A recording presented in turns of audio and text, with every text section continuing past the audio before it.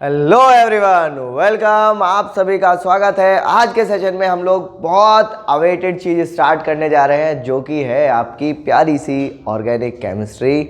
Organic chemistry ज़्यादातर बच्चों का फेवरेट टॉपिक माना जाता है। ऐसा मैं मजाक कर रहा हूँ, है ना, क्योंकि बहुत सारे लोग इससे डरते हैं। वैसे एक छोटी सी बात बताऊँ तो ऑर्गेनिक केमिस्ट्री बहुत ज़्यादा मज़ेदार भी है। अगर आप इसको बहुत आराम से समझते हुए और चीज़ों को याद करते हुए साथ के साथ चलेंगे तो आपके लिए ऑर्गेनिक केमिस्ट्री बहुत ज़्यादा इजी भी पड़ेगी। ठीक है, तो ऑर्गेनिक केमिस्ट्री स्टार्ट करेंगे हम लोग यहाँ पे। वैसे जनरल ऑर्गेनिक केमिस्ट्री स्टार्ट करेंगे, ये बेसिक्स है आपका ऑर्गेनिक केमिस्ट्री का। अगर आपने ये ऑर्गेनिक केमिस्ट्री का बेसिक्स नहीं किया है तो आपके लिए ऑर्गेनिक केमिस्ट्री हमेशा के लिए टफ रहने वाली है, रफ एंड टफ सब्जेक्ट रहने वाला है। ठीक है, तो जैसा कि आप जानते हो कि हम लोग केमिस्ट्री को 3 पार्ट में डिवाइड करते हैं, ऑर्गेनिक, इनऑर्गेनिक और फिजिकल। फिजिकल अलग हट गया है हमारा, ऑर्गेनिक हम लोग स्टार्ट करने जा रहे हैं, इनऑर्गेनिक हम लोग कर चुके हैं। तो एक क्लास 11th और 12th दोनों में आता है, और ऐसा नहीं है कि आपके बोर्ड और इन्हीं में पूछा जाता है। ऑर्गेनिक केमिस्ट्री हमारी डेली लाइफ में बहुत ज़्यादा इन्वॉल्व होता है। क्यों? क्योंकि ऑर्गेनिक केमिस्ट्री में जितने भी कंपाउंड्स आते हैं ज़्यादातर वो लिविंग थिंग्स में आप लोगों को देखने के लिए मिल जाएंगे। साथ ही जो ऑर्गेनिक केमिस्ट्री के कंपाउंड्स हैं आपके आसपास में बहुत ज़्यादा देखने के लिए मिलते हैं, जिनमें से आप एक कंपाउंड को जानते होंगे। जैसे मैं एग्जांपल लूँगा, दिमाग में क्लिक करेगा, हाँ भाई हम इसको जानते हैं, शुगर, यानी कि आप बोल सकते हो ग्लूकोज, आप बोल सकते हो फ्रक्टोज। ऐसे कंपाउंड्स हैं जिनको आप जानते हैं। इसके अलावा आपके जो इलाज में चीज़ें काम में आती हैं, जिनको आप बोलते हैं दवाइयाँ, वो भी ऑर्गेनिक कंपाउंड्स ही हैं।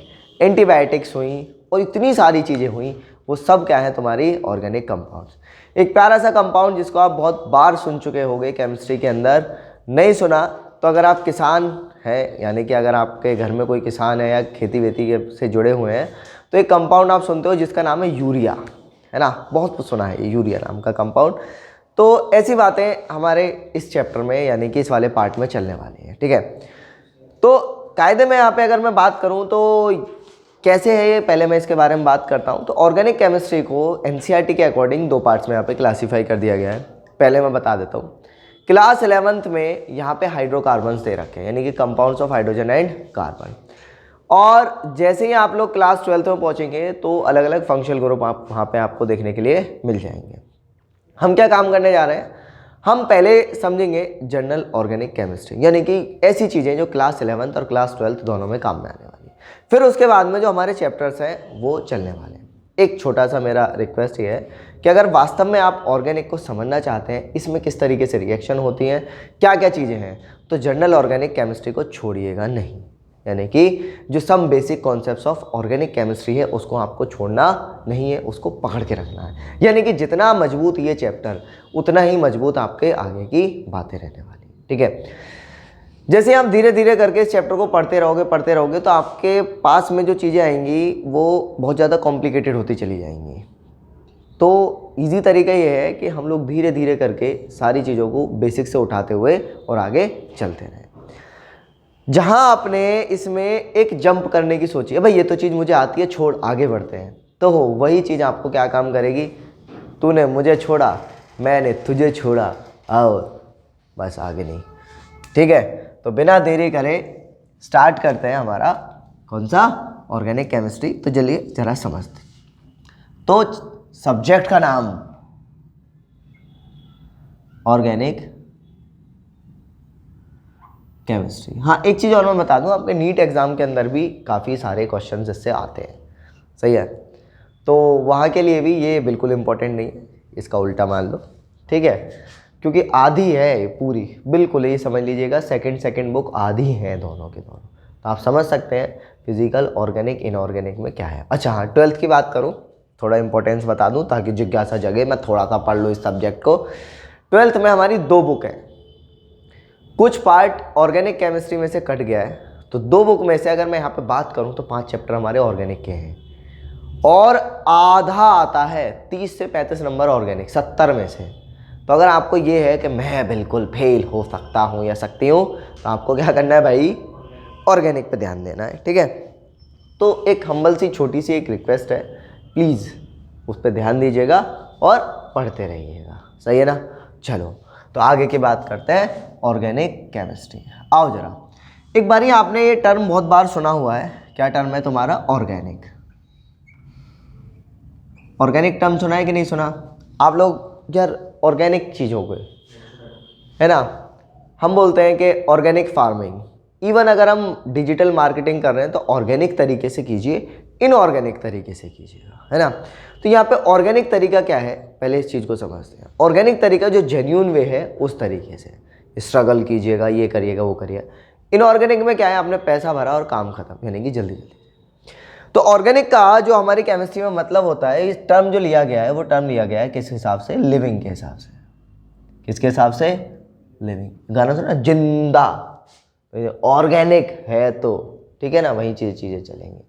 क्लियर, समझ में आया ना। तो लिविंग थिंग्स के लिए, लिविंग से कोई भी चीज़ अगर आती है तो वो जो टर्म है वो कौन डिफाइन करेगा उसको, ठीक। अब दिमाग में ऑर्गेनिक फार्मिंग, यानी कि आप उस फार्मिंग में क्या चीज़ यूज़ करने वाले हैं, लिविंग थिंग्स के जो बाई प्रोडक्ट्स हैं उन्हीं को यूज़ करेंगे। आप बोलते हैं इनऑर्गेनिक फार्मिंग, जो आप नॉर्मली करते हैं हम लोग, उसमें फर्टिलाइजर्स डालते हैं, उसमें एडिशनल सॉल्ट्स डालते हैं, सारी चीज़ें इनऑर्गेनिक चीज़ें डालते हैं, है ना। तो वो हो गया, समझ आया। तो इतनी सी बात। अब जरा देखना, तो इसका नाम ऑर्गेनिक ही क्यों रखा गया, पहली चीज़ तो इसके अंदर रीज़न क्या है कि इसके अंदर जो हम कंपाउंड पढ़ने जा रहे हैं वो ज़्यादातर ऐसे कंपाउंड्स होने वाले हैं जो कहाँ से मिलने वाले हैं, हमें लिविंग बीइंग से मिलने वाले हैं, ज़्यादातर कंपाउंड्स, ठीक है। फिर आगे चल के क्या हुआ, हमने थोड़ी थोड़ी स्टडी करी तो हमें पता चला यहाँ पे खुजली फैलाने के लिए सबसे ज़्यादा एक चीज़ आती है जिसको हम बोलते हैं सी। ये वो वाला सी नहीं है जो आप अपने दोस्तों को पुकारते हैं, ठीक है ना। ये केमिस्ट्री का सी है। सर ये वाला सी है, ये वाला सी है, नहीं सर, ये वाला सी भी नहीं है। यहाँ पे सी फॉर कार्बन, मुझे लगा कुछ और चिल्लाओगे, हुतिया, ठीक है। सी फॉर, अबे भूतिया नहीं है, बाकी आप समझदार हैं, ठीक है। चल, तो कार्बन, हमने जैसे जैसे धीरे धीरे करके लिविंग थिंग्स के अंदर के जो कंपाउंड्स हैं उनकी खोजबीन करनी शुरू करी तो हमें पता चला यहाँ पे सबसे ज़्यादा जो खुजली फैला रहा है वो कौन है, कार्बन। कार्बन, इतने सारे कंपाउंड्स मिल रहे हैं हमें कार्बन के, यूरिया में तो कार्बन, ग्लूकोज में तो कार्बन, डीएनए में तो कार्बन, प्रोटीन तो कार्बन, कार्ब्स, हम बॉडी बिल्डिंग करेगा, कार्ब्स लेगा, कार्बन मिलेगा, ठीक है ना। फाइबर्स, विटामिन, सब जगह पे क्या मिला, कार्बन मिला। यहाँ तक कि मैंने सांस अंदर लिया और बाहर छोड़ा क्या, कार्बन डाइऑक्साइड। याद करो मुन्ना, याद आया। तो हर जगह क्या आ रहा है, कार्बन आ रहा है। मैंने बाल तोड़ के नीचे फेंका तो भी क्या गया, कार्बन गया। इसका मतलब मैं लिविंग थिंग्स में जब बात करता हूं तो मेरे पास में ज़्यादातर जो कंपाउंड्स बने मिल रहे हैं वो किसके मिल रहे हैं, कार्बन के बने मिल रहे हैं, हाँ या ना, ठीक है। ऐसी छोटी छोटी बात तो तुम जानते हो, इन चीज़ों को तो जानते हो ना। यूरिया जानते हो, हमारे सुसु में आता है, अबे हाँ, ठीक है ना, नहीं पढ़ा 10th क्लास में यूरिन, सुसु क्या निकाल ले हो, यूरिया। हम लोग क्या फेंकते हैं बाहर, यूरिया। चिड़िया क्या फेंकती है बाहर, यूरिक एसिड फेंकती है भाई, हर कोई यूरिया नहीं फेंक रहा। मछली क्या फेंकती है बाहर, है अमोनिया, है यूरिया, ये भी यूरिया, ठीक है। सब यूरिया है, ज़िंदगी में यूरिया घोल दे, ठीक है। समझ में आया, यहाँ तक क्लियर हुआ। शुगर आप खा रहे हैं, यूरिया खा रहे हैं, कार्ब्स आप ले रहे हैं, यूरिया। इसके अलावा आपने एक चीज़ सुनी होगी बहुत बार, लिख दूँ, गुस्सा तो नहीं करोगे,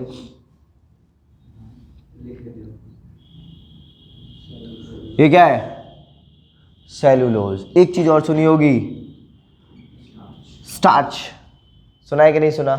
ये भी आपका किससे बना हुआ है, कार्बन से ही बना हुआ है। तो हमारे आसपास में ज़्यादातर जो चीज़ें हैं जो लिविंग थिंग से मिली हैं वो हमें किससे हैं, हमारे कार्बन से बनी हुई है। दिमाग की ऐसी तैसी हो गई। तो इसका मतलब जब हमें क्या काम करना है, क्या पढ़ना है, ऑर्गेनिक केमिस्ट्री, तो ऑर्गेनिक केमिस्ट्री में हमें ये सी भैया पढ़ने पड़ेंगे। तो क्यों ना इस सी भैया के बारे में छोटी सी जानकारी प्राप्त कर लें हम लोग।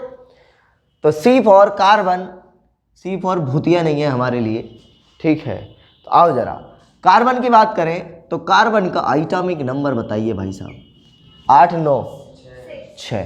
कार्बन का एटॉमिक नंबर 6। मास नंबर कितना होता है इसका, 12।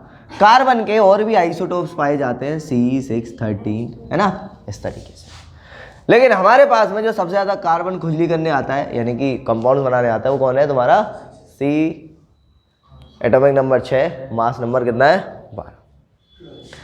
अगर मैं इसी का इलेक्ट्रॉनिक कॉन्फ़िगरेशन लिखूं, इलेक्ट्रॉनिक कॉन्फ़िगरेशन, तो इसका इलेक्ट्रॉनिक कॉन्फ़िगरेशन क्या होगा 1s, एच और ये राय वाला नहीं है, 2, फिर आगे 2s 2, फिर 3p, बहुत बढ़िया, गलत करवा रहे हो, 2p2 है ना, 2p2, आपका ये हो गया क्या, सही है, यहाँ तक क्लियर हुआ। तो ये एटॉमिक नंबर हुआ। अब जरा सुनना, खास बात क्या है, ये डब्बों को जानते हो तुम?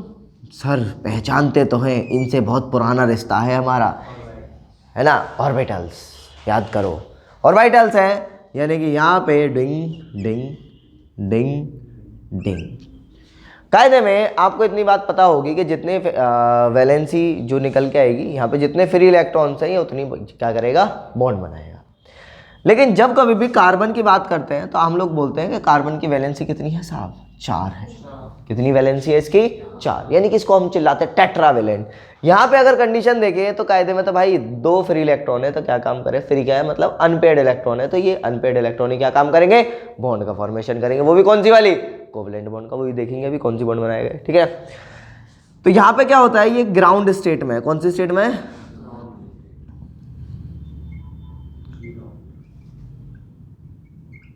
ठीक। अभी क्या हुआ, इसको थोड़ी सी एनर्जी मिलेगी, थोड़ी सी एनर्जी मिलते ही ये जो 2s के जो इलेक्ट्रॉन है, एक इलेक्ट्रॉन जंपिंग झपाक झंपक झंपक करता हुआ यहां से निकल के किसमें पहुंच गया, p में पहुंच गया। तो जैसे ही p में पहुंचा है तो अब इसके पास में क्या हुआ, कितने, 4 अनपेयर्ड इलेक्ट्रॉन्स इसके पास में आ जाते हैं, और इसको क्या बोले आपने, एक्साइटेड स्टेट। जैसे अभी यहाँ से सुंदर कन्या होती हुई निकल जाए मस्त से एकदम यूं करते करते, हमारे लौंडे एक्साइटेड स्टेट में आ जाएंगे, कद सीटी पीटी बजा देंगे, है ना, ठीक है। तो वही क्या है तुम्हारा एक्साइटेड स्टेट हो गई। आया समझ में, यहाँ तक क्लियर। यानी कि इसको एनर्जी मिली, एनर्जी मिलते ही टक से क्या हुआ, ये जंप करके वहाँ चला गया। आया समझ, कोई डाउट है, नहीं है। अब जरा देखो, तो कार्बन की एक खास बात होती है, कार्बन क्या काम करता है कि ये इलेक्ट्रॉन को एक्सेप्ट भी कर सकता है और ये इलेक्ट्रॉन को क्या कर सकता है, डोनेट भी कर सकता है। कार्बन बोला हम ना ही तो एक्सेप्ट करेंगे ना ही हम डोनेट करेंगे, हम रिश्तेदारी करेंगे, मतलब शेयरिंग करेंगे। तो कार्बन बोला भाई मुझसे बॉन्ड बनानी है तो तुम्हें क्या करना पड़ेगा, शेयरिंग करना पड़ेगा, किसका, इलेक्ट्रॉन का। और इलेक्ट्रॉन का शेयरिंग से जो बॉन्ड बनता है, हम केमिकल बॉन्डिंग वाले चैप्टर में पढ़ के आए हैं, क्या बोलते हैं उसको, कोवलेंट बॉन्ड। तो कार्बन जो बॉन्ड का फॉर्मेशन करेगा वो कौन सी बॉन्ड है भाई, कोवलेंट बॉन्ड, सही है। कितनी बॉन्ड बनाएगा, कितनी बनाएगा, 4। अभी पढ़ के आए हैं, क्यों, क्योंकि जितने अनपेयर्ड हैं वही क्या काम करेंगे, बॉन्ड बनवा देंगे। कितने अनपेयर्ड है भाई, अब इसके पास में 4, वो भी किस में है, एक्साइटेड स्टेट में है, तो बॉन्ड कितनी बनेंगे, 4 बॉन्ड। अब देखो CO2 4 बॉन्ड बननी है, CH4 4 बॉन्ड बननी है, तो ज़्यादातर जो कंपाउंड्स हैं उनके अंदर कितनी बॉन्ड बननी है साहब, आपके 4 बॉन्ड का फॉर्मेशन हो रहा है। आया समझ में, यहाँ तक कोई दिक्कत, बहुत बढ़िया। छापते रहना साथ के साथ, मैं ये चीज़ क्लियर कर दूँ, ठीक, जो चीज़ आपको काम की लगे उसको छापते रहो, ठीक है। अब चलो आगे की बात करते हैं। अरे भाया, अरे भाया, ठीक है। तो कितनी बॉन्ड बनाएगा ये, 4 बॉन्ड बनाएगा, और 4 कौन सी बॉन्ड है तुम्हारी, कोवलेंट। तो ये बात हो गई कार्बन की, ठीक है। तो अभी तक हम लोगों ने कार्बन के बारे में चर्चा करी, कार्बन की इलेक्ट्रॉनिक कॉन्फ़िगरेशन देखी, ग्राउंड स्टेट में अवस्था देखी, उसके बाद एक्साइटेड स्टेट, एक्साइटेड स्टेट के बाद में हमने पता चला कि कितनी बॉन्ड बनाएगा भाई, 4 बॉन्ड बनाएगा। तो ये 4 बॉन्ड वाली कलेश ये रही, ठीक है। अब जरा देखना, यहाँ पे छोटी सी बात क्या है कि कार्बन और क्या घटना दुर्घटना कर सकता है। सबसे बड़ी बात,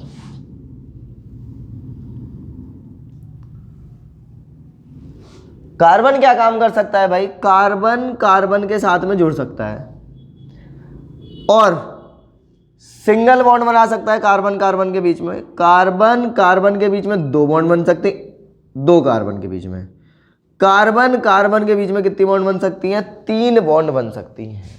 यानी कि carbon carbon single bond, carbon carbon double bond और कार्बन कार्बन ट्रिपल बॉन्ड। आपको ये बात आई, समझ आया? यहाँ तक कोई दिक्कत? बहुत बढ़िया, क्लियर है। चले आगे बढ़े। अब जरा देखो, तो इसका मतलब carbon carbon carbon carbon carbon ऐसे करके कार्बन क्या काम कर सकता है? आपके लॉन्ग चेन बना सकता है, जिसको आप क्या बोलते हो? कैटिनेशन। क्या बोलते हैं आप? कैटिनेशन। इसका बहुत बढ़िया एग्जांपल आप डायमंड में देख सकते हो। डायमंड किसी जगह का नाम नहीं है, ये हीरा ठाकुर है, नहीं सॉरी, ये हीरा है, ठीक है ना? क्या ये हीरा ठाकुर नहीं है? कभी सोचे हीरा ठाकुर आ गया, भानु प्रताप सिंह कहाँ है? किसी को तो समझ में नहीं आ रही ये हीरा ठाकुर और क्या बात चल रही है।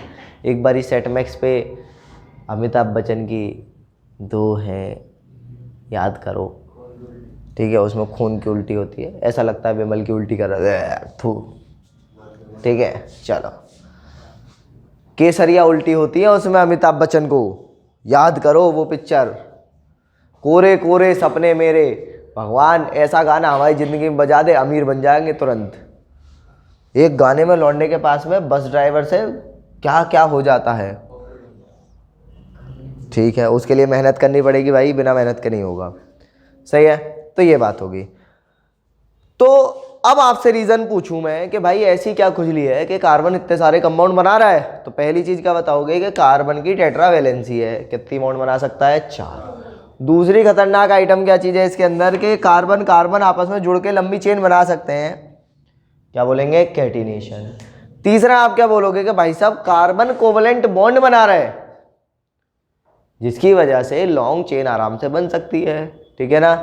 तो ये 4 आपके रीज़न हो गए, 3 रीज़न, ठीक है ना? तो हमारे पास में ये चीज़ क्लियर हुई, समझ में आया? अब जरा देखो, तो जब ऑर्गेनिक केमिस्ट्री की बात कर रहे थे तो ज़्यादातर स्टार्टिंग में क्या हो रहा था, जब सारे साइंटिस्ट जुड़े हुए थे, लग रहे थे कि भाई ऑर्गेनिक केमिस्ट्री में कुछ धमाल करेंगे, चीज़ें करेंगे, तो ज़्यादातर कंपाउंडों में कार्बन के मिल रहे थे। धीरे धीरे धीरे धीरे धीरे धीरे करके जैसे हमने स्टडी करनी शुरू करी तो हमें एक बात और पता चली, भाई साहब कार्बन के साथ में हाइड्रोजन भी चिपका मिला है ना? कार्बन के साथ में ज़्यादातर कंपाउंड्स में क्या मिल रहा है? हाइड्रोजन मिल रहा है। हमने और स्टडी करना स्टार्ट किया तो हमें पता चला कि यहाँ पर जितने भी ऑर्गेनिक कंपाउंड्स मिल रहे हैं मेरे को, वो सारे के सारे कार्बन और कहीं ना कहीं थोड़ा मोड़ा क्या मिलेगा? हाइड्रोजन मिलेगा ही मिलेगा, सही है ना? तो ऐसे कंपाउंड जिनमें कार्बन और हाइड्रोजन दोनों ही मिले बस और कुछ ना मिले, तो उसको क्या बोलेंगे आप? हाइड्रोकार्बन। समझ में आया? तो चलो इतनी चीज़ करेंगे, आगे बढ़ेंगे। हाइड्रोकार्बन का एक एग्जांपल बताता हूँ, मीथेन गैस, जानते हो आप, ठीक है ना? मीथेन गैस आपका एग्जांपल है, बहुत बढ़िया, ठीक है ना? मीथेन, ईथेन, ठीक है ना? ये सब आपका एग्जांपल है। प्रोपेन, ब्यूटेन, ठीक, ये हो गया। यहाँ तक क्लियर? यहाँ तक कोई डाउट है? चलो तो आगे की बात करते हैं। अब क्या काम करना है, अब हम थोड़ा सा ऑर्गेनिक केमिस्ट्री की तरफ बढ़ते हैं। जरा देखो तो क्या हो रहा था, धीरे धीरे करके सब चीज़ें चल रही थी और ज़्यादातर कंपाउंड्स हमें ऑर्गेनिक जो मिल रहे थे वो लिविंग थिंग्स के लिए, लिविंग थिंग्स के अंदर मिल रहे थे और लिविंग थिंग्स से ही हम उनको एक्सट्रैक्ट कर रहे थे।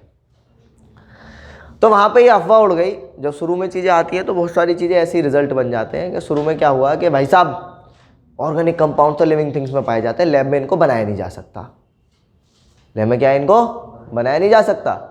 वहीं खुजली समाप्त। कैसे? एक साइंटिस्ट है वोलर, क्या नाम है? वोलर। वोलर ने पहला ऑर्गेनिक कंपाउंड सिंथेसाइज कर दिया लैब के अंदर और बनाया यूरिया। क्या बनाया? यूरिया। और इस प्रोसेस को बोला गया वोलर सिंथेसिस, यानी कि पहली ऑर्गेनिक की रिएक्शन आई और ऐसी रिएक्शन आई जिसमें हमने इनऑर्गेनिक सब्सटेंस से क्या बनाया है? ऑर्गेनिक सब्सटेंस बनाया है। आया समझ में? तो यहां से ये जो अफवाह चल रही थी, क्या अफवाह चल रही थी कि सिर्फ और सिर्फ इनको लिविंग थिंग्स में ही खोया पाया जा सकता है, तो वो अफवाह क्या हुई? खत्म हो गई। किसने खत्म करी? वोलर ने खत्म करी। शराब नहीं है भाई, ध्यान रखिएगा, खत्म करने के नाम पे ये आता शराब खत्म, अब चखने का क्या होगा? वह वो भी खत्म हो गया होगा, ठीक है? हाँ, नई बात, ठीक। चलो तो आगे की बात करते हैं। तो वोलर सिंथेसिस आएगा, तो लिखो, लिखना चाहो तो first organic compound was synthesized by Wohler in lab, lab में बनाया गया। First organic compound was synthesized by Wohler in Wohler synthesis, in Wohler synthesis. Ammonium cyanate से ये कंपाउंड बनाया, NH4CHO, अमोनियम CNO, CNO, ठीक है ना। और इसको क्या काम किया, गरम कर दिया, गरम करते ही NH2CO NH2 बन गया। ये क्या है, अमोनियम साइनेट।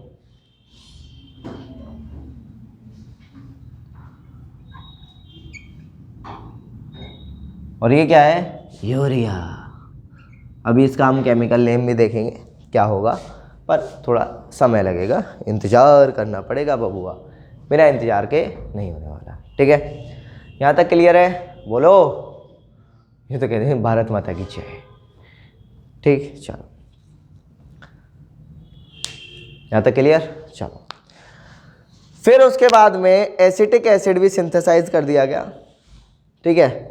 एसिटिक एसिड सिंथेसाइज किया गया और ये एलिमेंटल फॉर्म में या एलिमेंट से बनाया गया है, ठीक है ना। तो लिखो, after that acetic acid was synthesized by the elements, ठीक है ना। बाद में एक्सपेरिमेंट चलते रहे तो ऐसे होता रहा, चीज़ें हो गई। एसिटिक एसिड आप लोग जानते हैं, सुना है इसका नाम, क्लास 10th में भी आप लोगों ने सुना है। CH3CH2 है, बहुत बढ़िया, CH3COOH, ये रहा आपका क्या, एसिटिक एसिड, ठीक है ना। इसको इथेनोइक एसिड के नाम से भी जानते हैं। सिरका के अंदर ये बहुत पाया जाता है और हम लोग बड़े मस्त तरीके से सिरका की प्याज खाते हैं, याद होगा तुम्हें होटलों में जाके, ठीक है। तो बस अब सारी बातें हो गई, हमें इतना पता चल गया ये चीज़ें। अब जरा देखो यहीं पे क्या हुआ, जब ऑर्गेनिक कंपाउंड हमने, पहले क्या हो रहा था कि लिविंग थिंग्स में पाए जा रहे हैं, लिविंग थिंग्स में ही बनते हैं, लिविंग थिंग्स में ही बिगड़ते हैं, ये सारी बातें चल रही थी। अब यहाँ पे ये सारी बातों में थोड़ा सा मॉडिफिकेशन आया। क्या मॉडिफिकेशन आया, हम लोग क्या देख रहे थे कि भाई ऑर्गेनिक केमिस्ट्री के अंदर कार्बन और हाइड्रोजन के ही कंपाउंड पाए जा रहे हैं, और ज़्यादातर कार्बन के साथ में क्या मिल रहा है मेरे को, हाइड्रोजन मिल रहा है, या कोई और अदर एटम मिल जा रहा है। जैसे क्या मिल रहा है हमको, ऑक्सीजन, नाइट्रोजन, सल्फर, ठीक है ना। तो हमने क्या काम किया, इसकी डेफिनेशन को थोड़ा सा मॉडिफाई किया। हमने बोला कि the study of hydrocarbons and their derivatives, कि हम क्या पढ़े, हाइड्रोकार्बन पढ़े और उसके डेरिवेटिव्स को पढ़ लें, उसी को क्या बोलोगे तुम, ऑर्गेनिक केमिस्ट्री। समझ में आया। तो ये सीधे सीधे यहाँ पे फंडा बना दिया गया, ठीक है, आया समझ, बहुत बढ़िया। अब जरा देखो, तो हमारे पास में कार्बन के और हाइड्रोजन के कंपाउंड मिल गए, जिनको हम क्या बोलते हैं, हाइड्रोकार्बन। तो एक छोटी सी डेफिनेशन, आगे हम लोग थोड़ा डिटेल में ही पढ़ेंगे, पर यहाँ पे एक छोटी सी डेफिनेशन लिखेंगे, क्या, हाइड्रोकार्बन, हेडिंग डाल ले सकते हैं आप लोग, हाइड्रोकार्बन। तो compounds of hydrogen and carbon are called as hydrocarbon. आओ जरा, इन हाइड्रोकार्बन के एग्जाम्पल है, आप लिख सकते हैं CH4 C2 H6 C2 H2, ये सारे आपके हो गए, ठीक है ना। ये क्या है, आपके compounds of hydrogen and carbon. सिर्फ इनमें क्या है, हाइड्रोजन और कार्बन। अच्छा, दिमाग में एक चीज़ आ रही है कि सर ये क्यों बता दिए, बाकी सारों में क्या दिक्कत आ रही है सर, क्योंकि इन्हीं चीज़ का हम लोग रिप्रेजेंटेशन देखने जा रहे हैं। क्या आखिरकार इन कंपाउंड्स का किस तरीके से रिप्रेजेंटेशन कर सकते हैं, इनका स्ट्रक्चरल फार्मूला कैसे बनेगा, इनका कंडेंस्ड स्ट्रक्चरल फार्मूला कैसे बनेगा, मॉलिक्यूलर फार्मूला क्या होता है, ये सारी चीज़ें हम पढ़ेंगे यहाँ पे, क्योंकि ये बेसिक्स है। अगर आप इस बेसिक्स को ड्रॉप करते हो, छोड़ देते हो, तो फिर आप सर खो जाओगे, भाईला राजू ये क्या हो गया, ठीक है ना। तो फिर भीम चिल्लाएगा उधर से, भीम क्या चिल्लाएगा, कुछ नहीं भाई, अगर तुम बेसिक छोड़ोगे तो ऐसा ही होगा, ठीक है ना। हाँ, फिर टुनटुन मौसी के लड्डू चुराने में लग जाएंगे लोग, बचेगा कुछ नहीं, ठीक है ना। तो नेक्स्ट जो टॉपिक हम लोग पढ़ने जा रहे हैं वो क्या है, आपका रिप्रेजेंटेशन, के भाई सियाप किस तरीके से रिप्रेजेंटेशन किया जाए, ठीक है। चलो सर ऑर्गेनिक केमिस्ट्री क्यों मिटा दिया इतना गुस्से में, ठीक है। हेडिंग डाल सकते हैं, रिप्रेजेंटेशन ऑफ स्ट्रक्चर। अच्छा एक बात बताओ, स्ट्रक्चर में और मॉलिक्यूलर फार्मूले में तो डिफरेंस पता है ना, इतना जानते हैं। एक बारी मैं थोड़ा सा बता देता हूँ। देखो स्ट्रक्चर के अंदर क्या है कि हम क्या काम करने जा रहे हैं कि स्ट्रक्चर में बताएंगे कि कौन सा एटम किसके साथ में जुड़ा हुआ है, लिंक है, that is called as structure. और मॉलिक्यूलर फॉर्मूले में वो सबको इकट्ठा करके लिख देते हैं। ठीक है, एक एग्जांपल समझाता हूं, जैसे जहाज हमने लिखा था क्या, C2H6, तो इसका मतलब ये है कार्बन कार्बन से जुड़ा हुआ, hydrogen hydrogen hydrogen hydrogen hydrogen hydrogen, ये क्या है आपका मॉलिक्यूलर फॉर्मूला और ये क्या है आपका स्ट्रक्चरल फॉर्मूला। अभी आपने एक कंपाउंड देखा CH3COOH, ठीक है, तो ये भी स्ट्रक्चरल फॉर्मूला है सर, ध्यान से देखना, ये जो हम लिख रहे हैं ना ये स्ट्रक्चरल फॉर्मूला है। ठीक है, अब जरा देखो तो इसका मॉलिक्यूलर फॉर्मूला क्या होगा, C2H4O2, ये क्या है इसका मॉलिक्यूलर फॉर्मूला, ये क्या है स्ट्रक्चरल फॉर्मूला। तो इसका मतलब इस वाले स्ट्रक्चर में और इस वाले स्ट्रक्चर में क्या अंतर है, इस वाले में ऊपर वाले में जो है आपका स्ट्रक्चर है ये पूरा स्ट्रक्चर है और ये कंडेंस स्ट्रक्चर है। कैसा स्ट्रक्चर है, कंडेंस कर दिया है उस स्ट्रक्चर को, छोटा कर दिया है। तो आप कभी ऐसा सोचें कि भाई ये क्या भसड़ हो रही है, कभी ऐसा लिख देते हैं कभी वैसा लिख देते हैं, ये भी स्ट्रक्चर है और ये भी स्ट्रक्चर है, पर उसको पूरी तरीके से रिप्रेजेंट किया गया, हाइड्रोजन का है, ऑक्सीजन क्या है, कितनी बॉन्ड बनी है, सारी चीज़ आपको समझ में आ जाएंगी। लेकिन इस वाले स्ट्रक्चर के अंदर सिर्फ कार्बन की लिंकिंग हम लोग दिखा के चलते हैं और ये हो गया था। ठीक है ना, यहाँ तक क्लियर। तो आओ जरा आगे की बात करते हैं और हम किस तरीके से यहाँ पे कंपाउंड का रिप्रेजेंटेशन कर सकते हैं। तो लिखो बड़ा, रिप्रेजेंटेशन ऑफ स्ट्रक्चर, छाप लेना, ये लिखते रहो, जो बोर्ड पे आई चीजें लिखते रहो, वो पूछना नहीं है आपको, अपने हिसाब से चीज़ों को लिखते रहो, क्योंकि बहुत सारी चीज़ें ऐसी हैं जिनको लिखवाया नहीं जा सकता, तो अपने हिसाब से चीज़ों को क्या कर लिखते रहो, तो आपको क्या रहेगा, उससे याद रहे, रिकॉल रहती हैं चीज़ें, कि मैं इतना पढ़ के आया हूँ। तो देखो जरा, दो तरीके से हम रिप्रेजेंटेशन कर सकते हैं, पहला है 2D स्ट्रक्चर और दूसरा क्या है 3D स्ट्रक्चर। आओ जरा इस 2D 3D को समझते हैं। तो यहाँ पे फिशर प्रोजेक्शन आएंगे आपके, और एक आएगा तुम्हारा फिशर प्रोजेक्शन और वेज और डॉट फॉर्मूला। ठीक है ना, देखो जरा, तो स्ट्रक्चर हमारे पास में दो स्ट्रक्चर हैं, 2D 3D, ठीक है ना। तो ये दो हो गए हमारे। 2D में हम लोग क्या पढ़ने वाले हैं, फिशर प्रोजेक्शन, और 3D में क्या पढ़ने वाले हैं, वेज डॉट स्ट्रक्चर। ठीक है ना, वेज डॉट स्ट्रक्चर और दूसरा कौन सा है, फिशर प्रोजेक्शन। अब जरा देखो, फिशर प्रोजेक्शन में क्या होगा, जैसे हमारा कोई भी स्ट्रक्चर है तो हम उसको क्या काम करेंगे, कार्बन को लाइन से दिखा सकते हैं। किसे दिखाएंगे, लाइन से, बाकी चीज़ें तुम्हारी चल जाएंगे। कैसे, हमने कार्बन को ऐसे ऐसे करके दिखा, ठीक, या फिर हम सीधा सीधा क्या काम करते हैं, ऐसे करके हम बीच में क्या है, कार्बन है, यहाँ पे H H H और H लगा दिया। तो एक एग्जाम्पल क्या बना तुम्हारा, CH4 का। ये क्या है तुम्हारा, फिशर प्रोजेक्शन। सर बोलो, एक और एग्जाम्पल दे दो। लो जी, C2H6 बना लेते हैं, अभी देखा था, याद करो, वो पुराने दिन, डिंग डिंग डिंग, सही है, H H H H H और H, ये क्या हुआ, फिशर प्रोजेक्शन। ठीक है, अब जरा बात करते हैं वेज के बारे में। जरा देखो, वेज का मतलब क्या है, पहले इसको समझते हैं। ऐसे करके क्या बनेगा तुम्हारा, वेज बनेगा, और ये क्या है, डॉट। वेज का मतलब है बोर्ड में से बाहर आ रहा है, लपक ले भाई, आ रहा है तो वेज का मतलब क्या है, बोर्ड में से बाहर आ रहा है, यानी कि टुवर्ड्स द ऑब्जर्वर।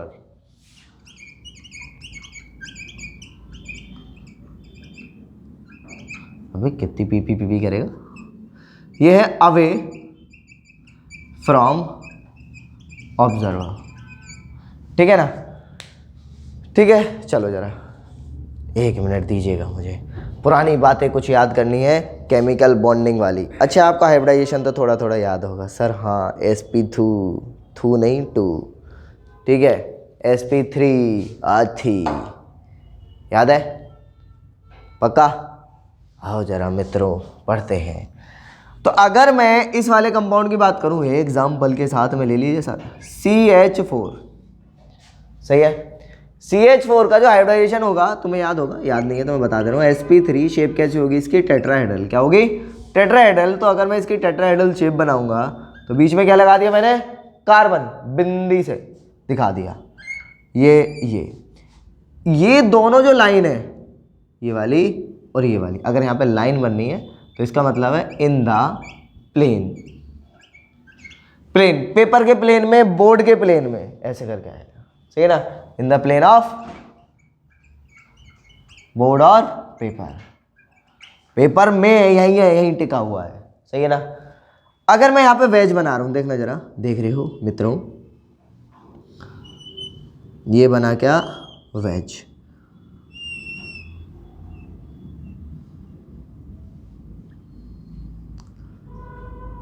ठीक है, और वहीं पे ये बना दिया क्या मैंने, डॉट मान लो। अरे भाई इतनी खतरनाक डॉट जिसमें डॉट ही नहीं है,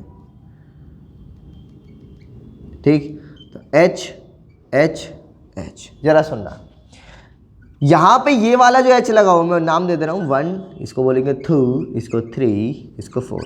1 वाले को अगर आप देख रहे हो तो ये ऐसे वेज से लगा हुआ, इसका मतलब है ये पेपर से ऐसे करके बाहर आ रही, यूं जूम, समझ में आया, पक्की बात है। यानी कि अगर ऑब्जर्वर इधर है तो तुम्हारी तरफ क्या बनेगा, वेज, ठीक है ना, और एक क्या जा रहा होगा, पीछे की तरफ जा रहा होगा। आओ जरा एग्जांपल समझते हैं, मेरे को पेन दे दो, फेंकना नहीं है, लो मास्टर पेन ले ले, तो भी खुश रहे, 2 पेन दे दो जरा सा, एक तो ये मिल गया, एक और चाहिए भाई, फेंक दो, एक और, बिना कैप के भी चल जाता, ठीक है। जरा देखो, ट्वें, इसको समझते हैं पहले थोड़ा सा। ये मान लो हमने क्या बनाया, टेट्राहेड्रल, डुंग डुंग डुंग डुंग डुंग, ठीक है, ये क्या बना, टेट्राहेड्रल। अब जरा देखना इस स्ट्रक्चर का मतलब क्या है, एक ये बना हुआ यूं यूं, यानी कि ये वाला और ये वाला तो आ रहे हैं प्लेन में। पेपर अगर मैं यहाँ रखता हूँ ऐसे करके, इमेजिन करो यहाँ पे पेपर रखा हुआ है, ठीक है, तो अगर यहाँ पे पेपर रखा हुआ है ऐसे करके, तो ये क्या आ रहा है, ये वाला और ये वाला किस में आ गए, प्लेन में आ गए, आगे कि नहीं आए, सही है, समझ आया, कोई दिक्कत, पक्की बात, सबको दिख रहा है। देखो अब क्या हुआ, एक जा रहा है अंदर, पेपर के अंदर घुस रहा है कि नहीं घुस रहा, वहीं पे ये वाला इधर की तरफ लगेगा तुम्हारा, थोड़ा सा ऐसे करके एंगल वेंगल बिगड़ रहे हैं, और एक क्या आ रहा है, पेपर के बाहर निकल, वैसे टेढ़ा निकल रहा सही, पर पेपर के बाहर तो निकल रहा है ना, ये थोड़ी सीधा यूं करके आएगा, हल्का सा टेढ़ा आ रहा है, कोई दिक्कत।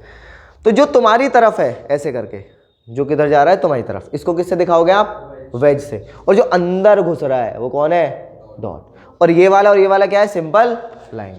आया समझ, पक्की बात। तो ये 2 तो पेन मेरे थे, 2 आप बांट लेना, कैप के साथ चाहिए बाबू, जी जी, समझ में आया। अब देखो यहाँ तक कोई दिक्कत, पक्की बात है, चलें आगे बढ़े। तो बस ये 2 रिप्रेजेंटेशन आपकी चलने वाली, ठीक है, इनको साफ लो। डॉट का मतलब क्या है, नियर टू ऑब्जर्वर, वेज का मतलब क्या है, ये है, ठीक है, लिखते रहो भाई साथ के साथ, ऐसा काम नहीं चलने वाला, ठीक, क्योंकि बहुत बड़े टॉपिक हैं यहाँ पे, ऐसे नहीं है कि जल्दी निपट जाएगा। फिर इसके बाद में हम लोग हाइब्रिडाइजेशन, टाइप्स ऑफ बॉन्ड करने वाले हैं, सिग्मा बॉन्ड, पाई बॉन्ड आपका आएगा, सिग्मा बॉन्ड, पाई बॉन्ड वैसे आप लोग पढ़ चुके हैं अच्छे तरीके से, ठीक है ना, पर थोड़ा थोड़ा क्या काम करेंगे हम लोग, रिवीजन उठा के चलेंगे, ठीक है। तो बहुत जल्दी से देखते रहो, लिखते रहो, चलो बाकी चीज़ें हम लोग नेक्स्ट टर्न पे उठाएंगे, आराम से करेंगे, ठीक है ना। कुछ और रह गया है इसमें स्ट्रक्चर के बारे में, और बहुत मज़ेदार तरीके से हम लोग यहाँ पे कवर करेंगे, टेंशन नहीं लेने का, मज़े लेने का, ठीक है। तो नेक्स्ट टर्न पे मिलते हैं, जय हिंद, टाटा, बाय बाय।